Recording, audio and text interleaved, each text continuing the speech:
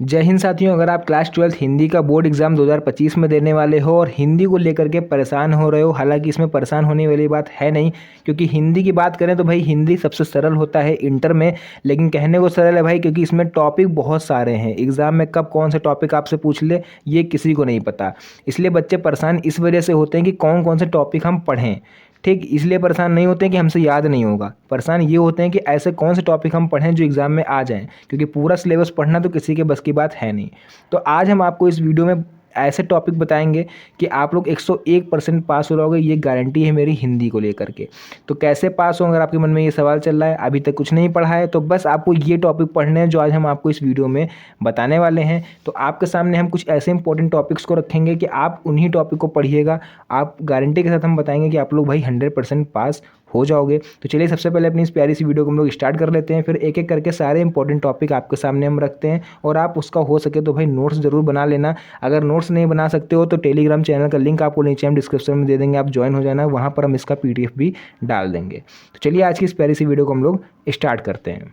तो देखो यहाँ पर पहला हमारा इंपॉर्टेंट जो टॉपिक होगा हिंदी में वो आता है भाई महत्वपूर्ण गद्यांश। क्योंकि आप जैसे ही हिंदी का पेपर खोलोगे तो आपके सामने, अगर मल्टीपल चॉइस क्वेश्चन की बात ना करें हम लोग, तो सबसे पहले आपके सामने आता है महत्वपूर्ण गद्यांश। महत्वपूर्ण गद्यांश में आपको 3 इंपॉर्टेंट चैप्टर्स पढ़ लेने हैं जो कि स्टार्टिंग के रहने वाले हैं, राष्ट्र का स्वरूप, अशोक के फूल और भाषा और आधुनिकता। तो आपको क्या करना है, इनके जो कवि हैं, इनके जो लेखक हैं उनको तैयार करना है। महत्वपूर्ण गद्यांश, गद्यांश में क्या होता है मेन, आपको क्या लिखना है भाई, सबसे पहले संदर्भ की अगर हम लोग बात करें, संदर्भ में आपको लिखना होता है चैप्टर का नाम, और चैप्टर के नाम के साथ में आपको लिखना होता है उसके लेखक का नाम। तो यहाँ पर हमको भाई चैप्टर का नाम अगर पता है राष्ट्र का स्वरूप, तो इसके लेखक कौन से हो जाएंगे, तो लेखक इसके लिख लो। यहाँ पर लिखा हुआ है राष्ट्र का स्वरूप भाई वासुदेव शरण अग्रवाल ने, तो यहाँ पर लिख लेंगे वासुदेव शरण अग्रवाल, ये इनके द्वारा लिखित पाठ है। नेक्स्ट है अशोक के फूल। अशोक के फूल किसने लिखा है, अभी हम आपको कवि के नाम बता लेखक के नाम बता रहे हैं, फिर हम आपको इसको याद करने का तरीका भी बताएंगे कैसे आपको याद रखना है। अशोक के फूल किसने लिखा हुआ है, तो भाई यहाँ पर लिख लो हजारी प्रसाद द्विवेदी। किसने लिखा है अशोक के फूल, हजारी प्रसाद द्विवेदी, लिख लिया हमने यहाँ पर हजारी प्रसाद द्विवेदी। नेक्स्ट भाषा और आधुनिकता, तो ये भाई सबको पता होगा, ये लिखा हुआ है प्रोफेसर जी सुंदर रेड्डी, सही लिखा हमने यहाँ तक। तो ये तीनों चैप्टर आपको पता होगा। आप देखो इनको याद करने का तरीका, राष्ट्र का स्वरूप हमारा लिखा हुआ है वासुदेव शरण अग्रवाल ने, तो इसकी ट्रिक जो है वो आप लोग बना सकते हो रावा। देखो यहाँ से रा स्टार्टिंग का ले लो और वा यहाँ स्टार्टिंग का ले लो, तो इसकी ट्रिक बन जाएगी बच्चों रावा, है ना, रावा याद कर लेना, यानी राष्ट्र का स्वरूप, और वा से वासुदेव शरण अग्रवाल। नेक्स्ट देख लो अशोक के फूल। अशोक के फूल, फूल कितने फूल क्या होते हैं, हजारों तरह के होते हैं, है ना, फूल कितने होते हैं, हजारों तरह के होते हैं। तो फूल, अशोक के फूल किसने लिखी, हजारी प्रसाद द्विवेदी, हजारों तरह के यानी हजारी प्रसाद द्विवेदी, और फूल यानी अशोक के फूल। तो ऐसे याद करना है आपको। नेक्स्ट है भाषा और आधुनिकता। ठीक, हमारी भाषा बहुत ही सुंदर है, ऐसे याद करो, हमारी जो भाषा है वो बहुत ज़्यादा सुंदर है। तो ये 3 चैप्टर स्टार्टिंग के आपको तैयार होगा कि भाषा और आधुनिकता किसने लिखी है, प्रोफेसर जी सुंदर रेड्डी ने। तो महत्वपूर्ण गद्यांश तो आपको ऐसे ही मिल जाएगा भाई, 15 नंबर का आता है। तो और ये 3 चैप्टर अगर आपके एग्जाम में आ गए तो आपको संदर्भ में चैप्टर का नाम और लेखक का नाम लिख दोगे, बाकी कुछ और लिखना नहीं होता है उसमें, बाकी जो व्याख्या तो आराम से हो जाती है। तो ये 15 नंबर आपके यहाँ तक फिनिश हो गए।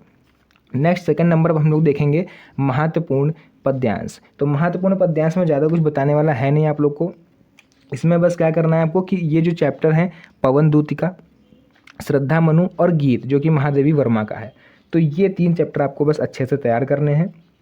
और ये देख लीजिएगा किसने लिखा हुआ है, ये तो बहुत ज़्यादा सिंपल है इसलिए हमने इसको यहाँ पर मेंशन भी नहीं करा, आप लोग एक बार पढ़ लोगे आपको समझ में आ जाएगा, क्लियर है।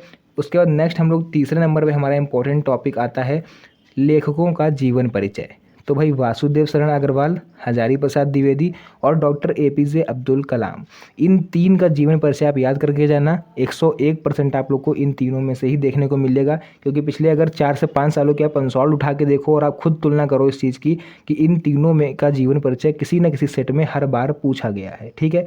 तो ये तीनों का आपको जीवन परिचय जरूर से तैयार कर लेना है। नेक्स्ट हम लोग बात करें अब कवियों के जीवन परिचय की, तो भाई इसमें जयशंकर प्रसाद, महादेवी वर्मा और मैथिली शरण गुप्त, जिसमें कि कि टॉप 2 जो ये जीवन परिचय हैं ये तो बिना शक के आप लोग पढ़ के जाओ, क्योंकि ये जब हमने खुद ने एग्ज़ाम दिया था ना 2020 में, तब भी ये पूछे गए थे और 2016 से परमानेंट पूछा जा रहा है। जयशंकर प्रसाद, महादेवी वर्मा, बस मैथिली शरण गुप्त चेंज हो जाते हैं कभी कभी, तो यहाँ पर किसी और का पूछ लेता है, हरिशंकर प्रसाई वगैरह का। ठीक है, तो ये 2 तो आपको कन्फर्म है, तो इन दोनों को तो तैयार करके ही जाना। क्लियर है, तो यहाँ तक 4 इंपॉर्टेंट टॉपिक मेरे फिनिश हो गए।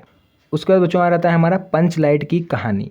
ठीक, पंचलाइट कहानी आपको पढ़ लेना है। क्या पढ़ना है पंचलाइट की कहानी में, उसका उद्देश्य क्या था कहानी का और इसका सारांश क्या है। मतलब उद्देश्य आपको पढ़ना है कि क्या कहना चाह रही कहानी हमसे, और सारांश यानी कि कहानी का पूरा सारांश पढ़ना है। सेम काम आपको यहाँ करना है, बहादुर की कहानी पढ़नी है, उसका उद्देश्य और उसका पूरा सारांश आपको फिनिश कर लेना है। और 7वें नंबर पर आता है खंड काव्य। ये क्या नया नाटक है, तो देखो खंड काव्य क्या है बच्चों, इसमें आपको अपने स्टेट वाइज पढ़ना है। मतलब आपका जो जिला होगा, ठीक, जिले के हिसाब से आपको पढ़ना है। जैसे कि लखनऊ जिले में इस समय चल रहा है सत्य की जीत। ठीक, सत्य की जीत होता है, तो आपको अपने ज़िले के हिसाब से अपना जो आप यूपीएमएसपी की वेबसाइट पर जाना, या फिर अपने आप क्लास टीचर से पूछना, स्कूल में पूछना, कॉलेज में पूछना, वहाँ पर आपको बता देंगे कि आपके ज़िले में कौन सा काव्य पढ़ना है। तो फिलहाल लखनऊ वाले बच्चों के लिए हम बता देंगे, उनके में सत्य की जीत पढ़ना है। बाकी अगर अदर किसी स्टेट से हो तो आप कमेंट सेक्शन में बताना, हम आपको PDF डाउनलोड करके बता देंगे। क्लियर है, तो ये 7 इंपॉर्टेंट टॉपिक मेरे फिनिश हुए और यहीं तक आपका आता है खंड का, यानी हिंदी फर्स्ट आपकी यहीं तक होती है। बात करें अगर हिंदी सेकंड यानी कि खंड खा की, तो उसमें सबसे नंबर 1 पर आता है बच्चों संस्कृत का महत्वपूर्ण गद्यांश। संस्कृत की आपको 3 से 4 लाइनें लिख के दे देंगे और आपको वहाँ पर उसका गद्यांश लिखना पड़ेगा, यानी संदर्भ सहित आपको व्याख्या करनी पड़ेगी। नंबर 1 पर इंपॉर्टेंट चैप्टर आता है संस्कृत भाषाएं महत्वम, यानी संस्कृत भाषा का महत्व क्या है।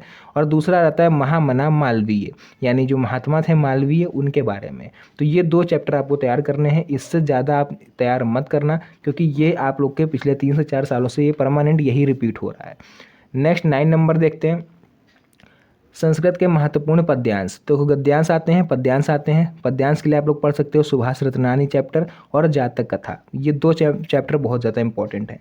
10 नंबर की बात करें हम लोग, आता है मुहावरे तथा लोकोक्तियाँ आपको पढ़ के जानी है। जैसे नाच ना जाने आंगन टेढ़ा, है ना, तो इस तरह की जो मुहावरे और लोकोक्तियाँ होती हैं उनको आपको फिनिश करना है। तो ये तो बहुत आसानी से याद हो जाती है, आप लोग अच्छा 6 या 7 से पढ़ते आ रहे होगे।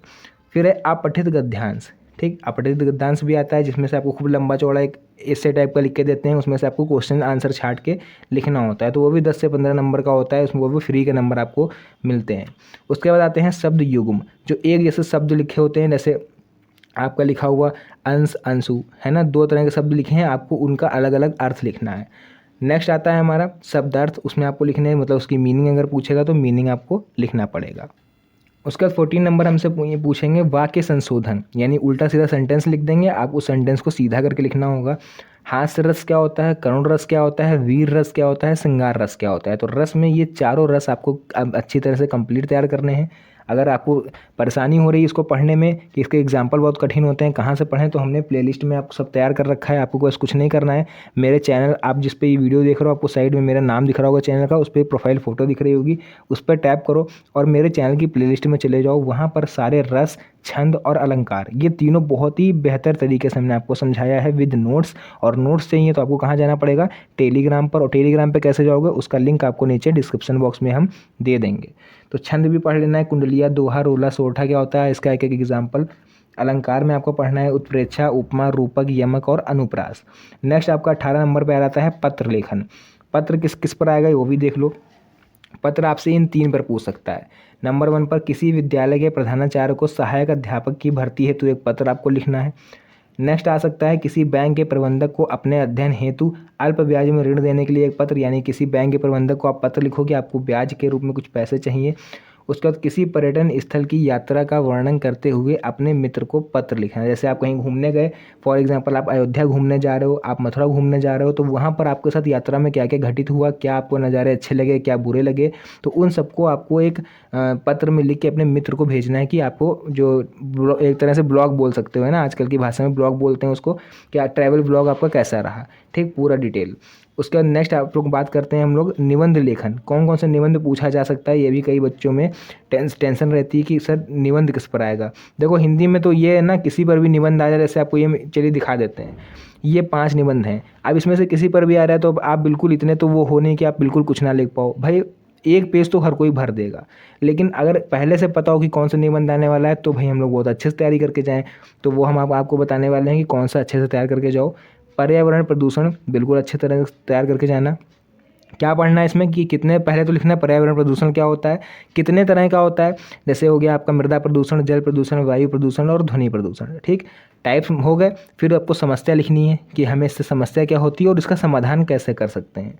फिर नेक्स्ट आपको आतंकवाद पढ़ के जाना है और बेरोजगारी। ये जो टॉप 3 लिखे हुए हैं इनको बिल्कुल समझ लो, एक तरह से बिल्कुल घोल के आपको पी जाना है, तब आपको जाना है एग्ज़ाम देने। ये 3 तो भाई कंफर्म है आने वाले। बाकी अगर बात करें मेरा प्रिय लेखक, तो यह 2024 में पूछा गया है।